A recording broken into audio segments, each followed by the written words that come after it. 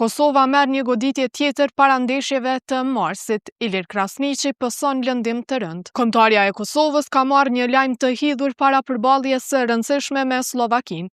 Pasi mbrojtësi Ilir Krasniqi është dëmtuar rënd dhe dyshohet se ka këputur ligamentin kryesor të gjurit. Kosova pas pak javëve do të zhvillojë gjysmëfinalen e play-offit të Kupës së Botës, ndërsa përpos Amir Ramanit ndoshta duhet t'ia dalë edhe pa shërbimet e Krasniqit. Mbrojtësi i Polisja pësoi një lëndim të rënd gjatë një ndeshjeje miqësore. Siç raportojnë mediat lokale në Ukrainë, brenda klubit të Polisja ka frikë se Krasniqi ka këputur ligamentin kryesor, kësaj mund të mëngoj për pjesën e mbetur të sezonit. 25 vjeçari megjithatë do të kryejë një skanim sot për të mësuar detajet mbi shkallën e lëndimit pas pak orëve. Kujtojmë se Kosova me 26 mars e zhvillon gjysmëfinalen e play-offit ndaj Slovakisë, kurse më 31 mars në rast fitoreje e pret në Prishtinë fituesin e gjysmëfinales tjetër Turqi-Rumani.